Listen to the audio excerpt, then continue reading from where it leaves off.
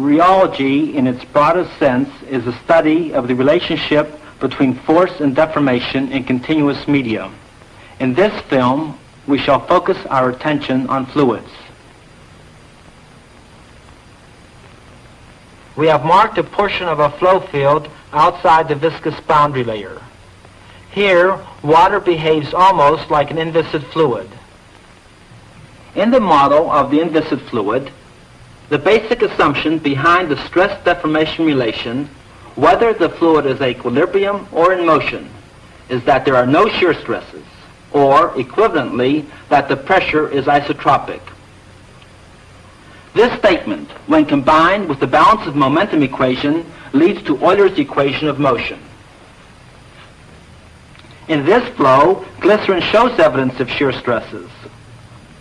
Water and glycerin are two of many fluids that behave in a manner called Newtonian.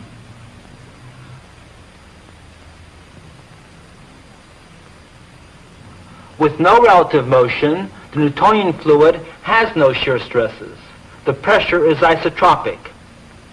In relative motion, however, the stresses are linear functions of the instantaneous velocity gradients.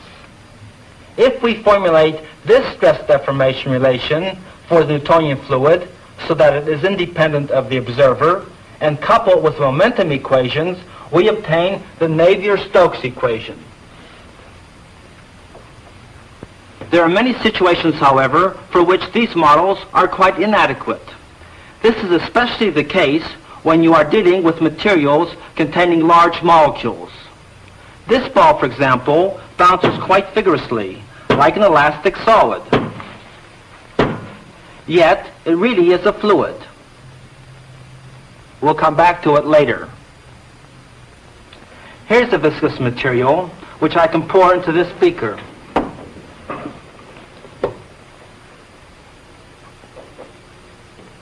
No, I think I'll use this beaker instead.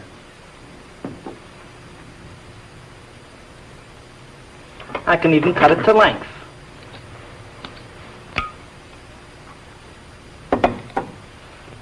This material is a solution of a high polymer. Some other materials that do not follow the simple Newtonian model are molten plastics, egg white, paint, and mayonnaise. Mayonnaise holds its shape if you let it alone, yet it spreads with ease. Here is a more controllable experiment illustrating the same phenomenon. There is no stopcock at the bottom, and this vessel is open to the atmosphere on top, and yet this clay suspension does not flow. I can put this simple piston here, place this small weight on it, still no flow. Now a larger weight. It flows, but very slowly. A much larger weight. The flow is fairly rapid. I take the weight off, the flow stops. In a state of equilibrium, this material can support a shearing stress up to a critical value called a yield value. Even with materials not having yield values, the Newtonian fluid cannot explain many flow phenomena. For many of these, a more general model, that of the memory fluid, does provide an explanation. For the memory fluid, the pressure is isotropic in the equilibrium state where no changes of either the stress or the deformation are taking place. In relative motion, however, in contrast to the Newtonian fluid, the history of the deformation is significant. Instead of a linear function, the memory fluid reveals nonlinearities. In fact, nonlinearity affects both the shear stresses and the normal stresses. So, for the memory fluid, the stress is a nonlinear function of the history of the deformation gradient. For this model too, flow problems are solved by expressing this assumption mathematically and using the momentum equations. First, we will look at experiments demonstrating that stress does depend on the history of the deformation. This material exhibits both viscous and elastic characteristics.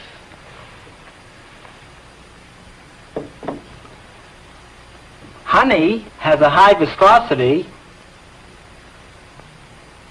but no elasticity.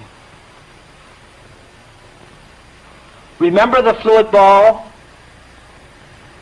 It was like an elastic solid during the short impact of bouncing.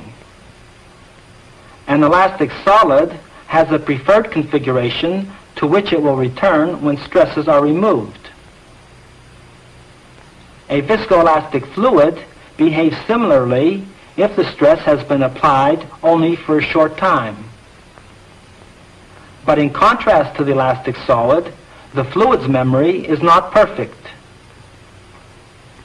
This time-lapse sequence shows that if the stress acts for a time long compared with the relaxation times of the fluid forgets its previous state.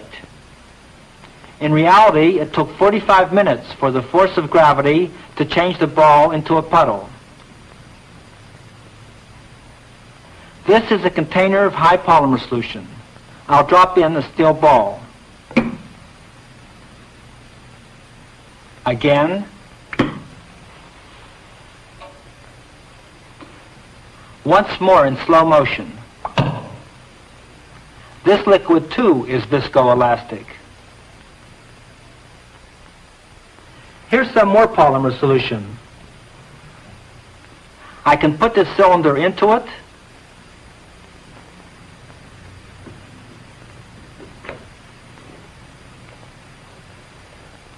and turn it a full 360 degrees. When I let go quickly, it returns almost half the distance.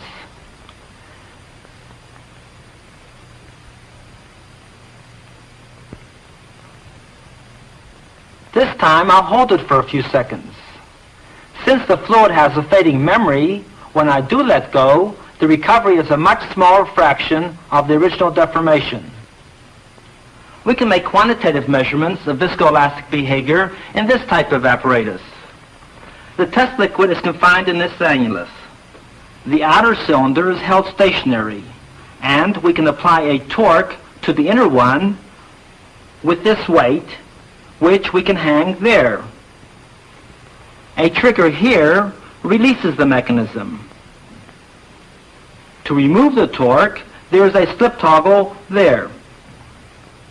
We can record the response of the inner cylinder, that is, its angular rotation as a function of time, with the pen on a chart moving at constant speed. The weight of the recording pen is counterbalanced by this small weight. We have, of course, designed this experiment to minimize extraneous effects arising from the inertia of the fluid, the inertia of the moving parts, and from friction. The first experiment is with a Newtonian fluid designated by the letter N. A constant velocity is attained almost at once since inertial effects are small.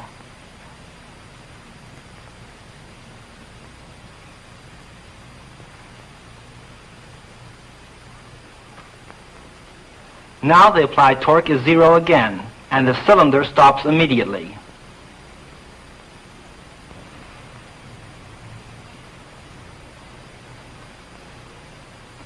This time, the fluid in the annulus is viscoelastic. A constant velocity is not immediately obtained. Even though the stress constant, the deformation and the rate of deformation are changing with time.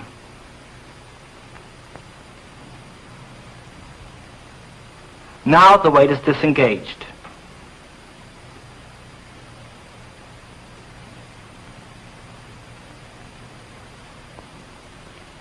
Let's watch that again.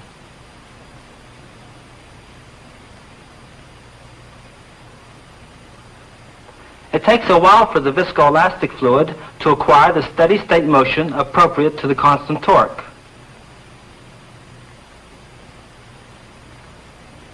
When we remove the torque, we see the cylinder actually reverse its direction. Although no torque is being applied, the material is deforming because of the elastic character of the fluid. Not all the energy used to produce the flow was dissipated. Some was stored and then recovered. We have looked at some experiments showing that the stress depends on the history of the deformation. To illustrate nonlinear behavior, we shall do experiments in which the time-dependent characteristics of the fluids are negligible. Here we have two identical reservoirs with two identical outlet tubes. One contains a Newtonian fluid, the other a non-Newtonian. The levels are the same.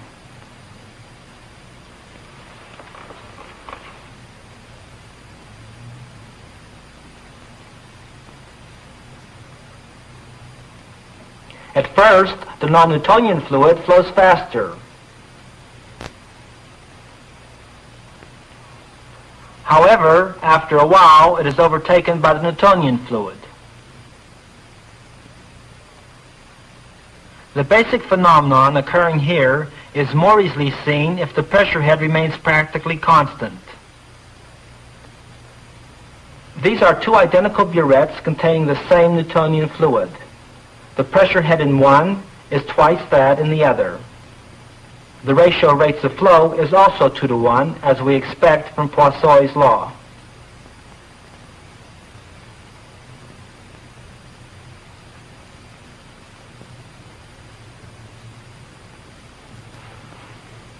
But if we charge both burettes with the fluid exhibiting nonlinear behavior and apply the same ratio of pressure heads, the result is quite different. With this polymer solution, when the head is doubled, the rate of flow is more than doubled. It appears that the viscosity is less at the higher velocity gradient. This type of steady flow behavior is called pseudoplastic or shear thinning. There are some fluids that create a contrary situation. For this suspension, the viscosity is higher at the higher rates of flow. This is called dilatant or shear thickening behavior.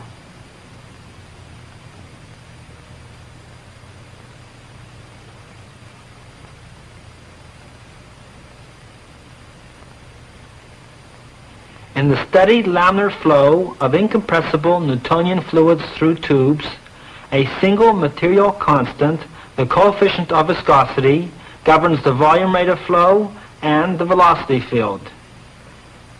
Here we get the familiar parabolic velocity profile.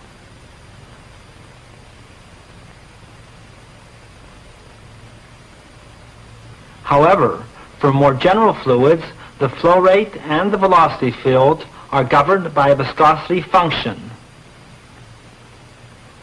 For such a fluid, the velocity profile can be very different from parabolic.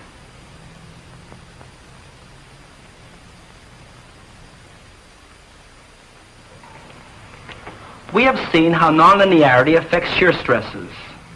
It also has an unusual effect on the normal stresses. Here is some glycerin, and here is one of my wife's favorite recipes.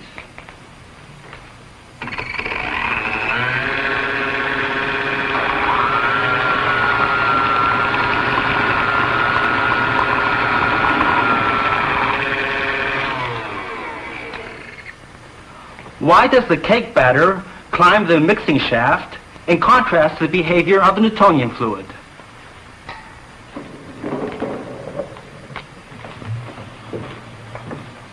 We can get a better idea of what happened there if we look at a simpler experimental configuration. This shaft is mounted to rotate inside the larger glass tube in a coaxial geometry. The shaft is a hollow tube with a hole through the wall. The force per unit area exerted by the fluid in the direction normal to this cylindrical surface will be indicated by the level of the fluid inside this manometer tube.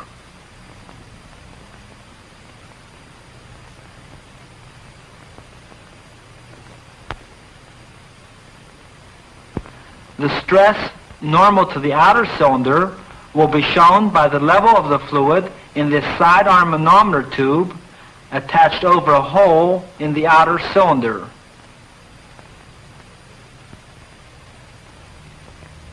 When the central shaft is rotated, a shear flow is established in the annulus.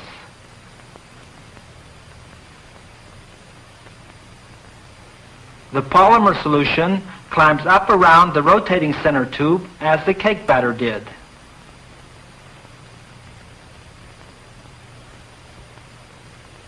Because the fluid is so viscous, it took about an hour for the level of the fluid inside the tubes to indicate the steady-state stress difference. Note that the stress exerted by the fluid normal to the cylinder walls is greater on the inner cylinder than on the outer. This is in contrast to the behavior of a Newtonian fluid, where the centrifugal field alone governs the pressure distribution. Here is another apparatus where we can observe a related phenomenon. This time, the material is sheared between two parallel discs, one of which can rotate, while the other is stationary. The distribution of stress normal to the stationary disc will be shown by the level of the fluid in these glass tubes. Of course, this level will be uniform in the tubes if there is no rotation. Remember, this time we are not concerned with the flow in the annulus between the vertical walls, but with the shear flow in the narrow space between the flat plates.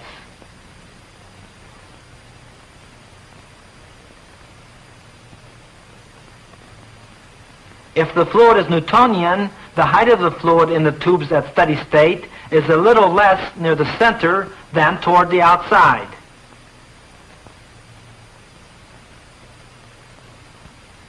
For a non-Newtonian fluid at the same speed, the force normal to the stationary plate may be considerably greater toward the center.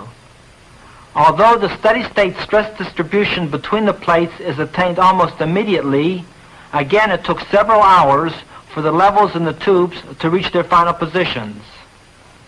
Indeed, quite high stresses can occur near the center, and this principle has been used in the design of a pump for molten plastics. If the bottom disc is replaced by a very shallow cone, the stress normal to the stationary disc varies linearly with the logarithm of the distance from the axis of rotation. This logarithmic relation is expected for all memory fluids. These normal stress effects come directly from the nonlinearity in the stress-deformation relation. This diagram represents steady, simple shearing between infinite parallel plates. In addition to the shear stresses, there are also normal stresses. For the Newtonian fluid, the normal stresses in these three directions are all the same. With nonlinearity in general, they will not be the same. We have just seen some experiments in cylindrical geometries. It is the inequality of the normal stresses on this infinitesimal volume element that gives rise to the normal stress phenomena which we have just observed. We have looked at some simple flow situations. Now let us look at two more complicated experiments. This tank contains two fluids, each of which is in its own compartment, but both of which can be subjected to the same air pressure. One of the fluids exhibits Newtonian behavior, the other non-Newtonian. The compartments have identical small orifices through which the liquids can be forced.